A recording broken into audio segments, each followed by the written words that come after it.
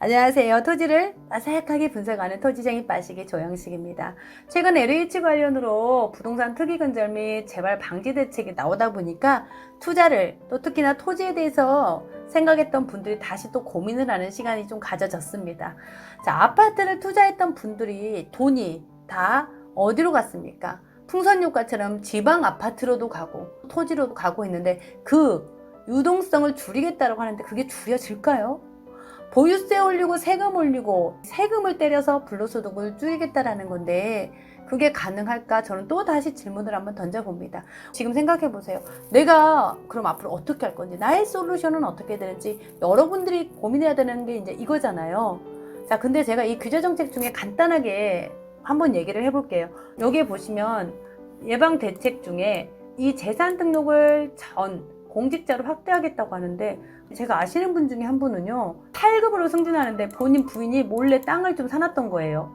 그런데 그 내용이 다 확인이 되고 어느 정도냐면 통장에 몇십만 원 있는 것까지 다 확인이 될 정도거든요. 그러니까 이미 공직자들은 사실은 고의적으로 숨기지 않는 한 다 확인이 됐더라는 걸 저는 알고 있었거든요. 근데 지금 새로 다시 또 확대하겠다는 내용인데 투명하기만 하면 됩니다. 자금도 땅 살 때 몰래 현금 갖고 와서 사는 거 없거든요. 그러니까 이런 부분들 내용이 뭐 지금 다시 예방 대책으로 나오겠다, 뭐 이렇게 해서 부동산 전담 조직을 출범해서 이거 상시 투기하는 사람을 막겠다, 뭐 이렇게 100일 집중 단속하겠다, 이런 허점들이 좀 많다라는 기사들이 지금 있어서 여러분들하고 지금 좀 함께 하고요. 여러분들의 솔루션은 어떻게 갈 건지 또 생각을 해보자고요.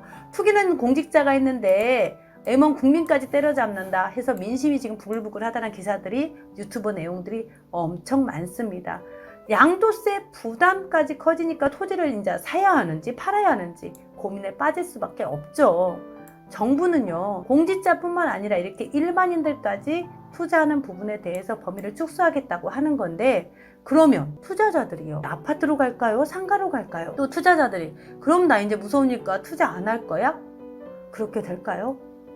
투자하는 핵심이 그렇잖아요. 단기 보유 토지에 대해서 양도세를 또 올리겠다고 하는 건데, 자, 일반 한두 개 사서 투자하려고 했던 사람들 생각해 보시면요 1, 2년 안에 팔겠다고 땅 사신 분 한 분도 없으셨던 것 같아요. 그렇죠. 다 대부분의 세금 부분을 걱정하기 때문에 몇 년 이상들은 가지고 계셔서 거기에 수익을 내려고 하거든요. 그런데 그 부분에 있어서도 마찬가지로 또 여러분들, 저는 기간을 단축해서 수익을 낼 수 있는 땅들이 또 무엇으로 가야 되는지 그 솔루션들을 좀 많이 제안들을 했던 것 같아요. 왜냐하면 땅이라고 하는 단점이 황금성이었거든요. 자, 근데 지금 개발지 같은 경우에 땅을 사고 팔 때 할 때 보잖아요. 세금이 높아지면 높아질수록 그 세금을 땅값에서 다 계산해서 받습니다. 그러니까 실질적으로 개발이 된다 할 때 보면요 땅값에 있어서 그만큼 도 계산돼서 세금에서 나온다라는 단점이 있다는 겁니다.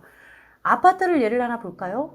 투자하시는 부분들이 얼마나, 자, 종부세 폭탄에 다주택자들이 아파트를 놀 거라고 생각했거든요.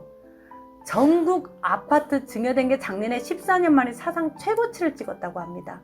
그러니까 증여세 부분과 5년 뒤에 팔게 되면 양도세 세금에 대한 부분에 혜택이 있기 때문에 14년 만에 사상 최고치를 찍었다고 하잖아요. 뛰는 놈에 나는 놈이라고. 투자자들의 이 자본주의 시대에 있어서 이 풍선 효과는 엄청난 것 같아요. 진짜 전주의 아파트 값만 해도요 엄청나면 생서민들이 이제 아파트를 살 수 없는 가격이 올랐다고요.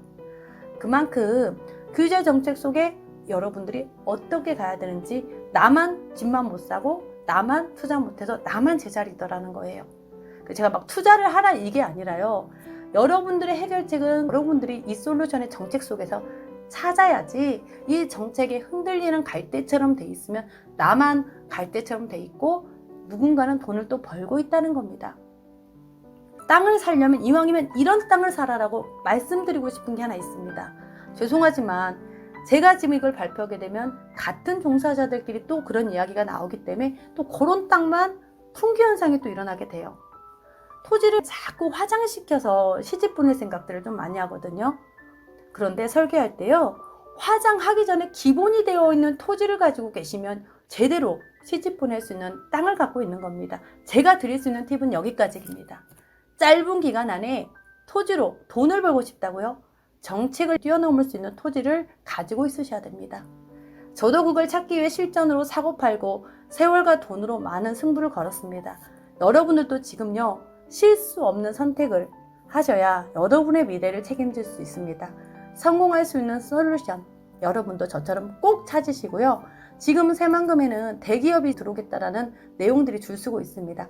다음 편은 새만금 소식으로 함께 하겠습니다. 오늘 도움되셨다면 좋아요, 구독 눌러주시고요. 감사합니다.